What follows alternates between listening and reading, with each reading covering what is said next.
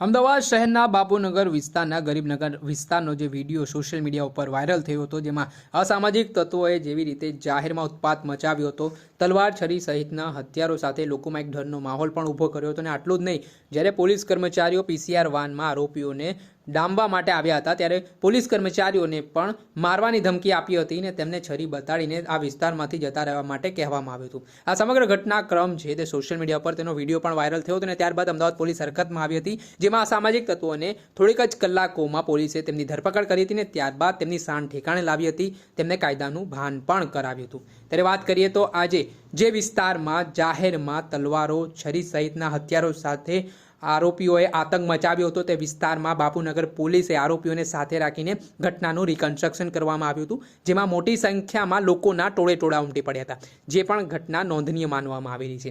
જેમાં આ ઘટનાના સંદર્ભમાં વાત કરીએ તો આરોપીઓમાં પોલીસ પ્રત્યે ડર બેસે આ પ્રકારના કૃત્ય કરતા તેઓ 100 વખત વિચારે તે માટે પોલીસ દ્વારા પ્રકારે આ દિવસોમાં ગુજરાતના જુદા જુદા જિલ્લાઓમાં વરઘોડાઓ કાઢવામાં આવી રહ્યા છે. આરોપીઓનું સરઘસ કાઢીને મેસેજ છે અસામાજિક તત્વોને સ્પષ્ટ પહોંચાડવામાં આવી રહ્યો છે, છતાં પણ આ પ્રકારની ઘટનાઓ છે તે અટકવાનું નામ નથી લઈ રહી. પરંતુ આ વખતે તો અમદાવાદ શહેરમાં આરોપી દ્વારા અમદાવાદ શહેરમાં તો આરોપીએ પોલીસને ખુલ્લો પડકાર ફેંક્યો હોય હથિયાર સાથે, તે પ્રકારની સ્થિતિનું નિર્માણ થયું હતું. અને આ ઘટનાના સંદર્ભમાં આજે અમદાવાદ પોલીસ દ્વારા કાર્યવાહી હાથ ધરી હતી. ત્યારે આ મામલે શું કહી રહ્યા છે પોલીસ અધિકારી તે સાંભળી લો.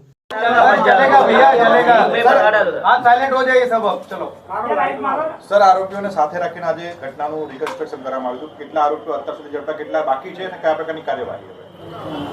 આજે રખિયાલ અને બાપુનગર પોલીસ સ્ટેશનમાં જે 2 ગુના દાખલ થયા છે, એ સંદર્ભે અત્યાર સુધીમાં કુલ 4 આરોપીને એરેસ્ટ કરવામાં આવ્યા છે અને 4 આરોપીઓને સાથે રાખી અત્યારે જે બનાવ હતો એનું રિકન્સ્ટ્રક્શન કરવામાં આવ્યું છે સાથે રાખીને. અને આ કામે જે બીજા 2 આરોપી સરવર કડવો અને અન્ની રાજપૂત, આ બેને પકડવાના બાકી છે.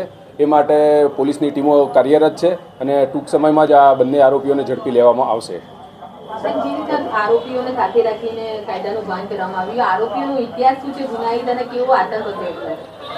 આ જે કામના 6 આરોપી છે, 6 આરોપીઓનો ગુનાહિત ઇતિહાસ છે. દરેક આરોપીઓએ અગાઉ જુદા જુદા ગુના શરીર સંબંધી આચરેલા છે. એમના વિરુદ્ધ અટકાયતી પગલાં, પાસા, તડીપારની કાર્યવાહી પણ પોલીસ દ્વારા અવારનવાર કરવામાં આવેલ છે. હા, તો આરોપીના 4 દિવસના રિમાન્ડ નામદાર કોર્ટે આપેલા છે.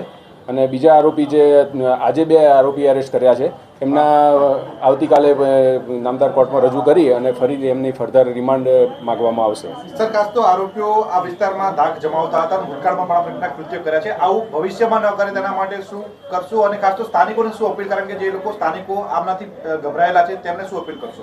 સ્થાનિકોને એ અપીલ કરવા માગું છું કે આવો કોઈપણ પ્રકારનો નાનો ઇન્સિડન્ટ બને તો સામે આવીને એમના વિરુદ્ધમાં ફરિયાદ આપે. કારણ ઘણી વખત એવું બનતું હોય છે કે નાની નાની બાબતોમાં માણસો સહન કરતા હોય છે અને ફરિયાદ આપતા નથી.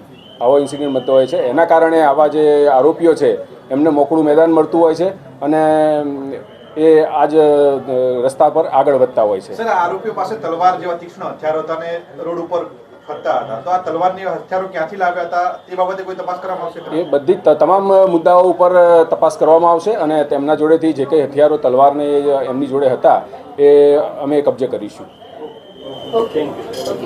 અધિકારી તેમણે જણાવ્યું છે આરોપીઓના ગુનાહિત ઇતિહાસ પણ છે, જેમાં આરોપીઓએ ધંધાકીય અદાવત છે, ગેરકાયદેસર પ્રવૃત્તિને લઈને તેને લઈને વિવાદ થયો હતો અને તેઓ જાહેરમાં હથિયારો સાથે ધસી આવ્યા હતા ને આ ઘટનામાં એક ડરનો માહોલ જે રીતે પેદા કરવાનો પ્રયાસ કર્યો અને પોલીસને પણ તેમણે ડરાવ્યા, ધમકાવ્યા અને જે હથિયાર બતાવ્યો તેને લઈને પોલીસે હવે આરોપીની શાન ઠેકાણે લાવી છે. ત્યારબાદ તેમનો વિસ્તારમાં વરઘોડો કાઢીને ઘટનાનું રિકન્સ્ટ્રક્શન પણ કરવામાં આવ્યું, જેમાં મોટી સંખ્યામાં કહેવાય રહ્યું છે કે અંદાજિત 1500 થી 2000 જેટલા લોકો છે તે આરોપીઓને જોવા માટે ઉમટી પડ્યા હતા.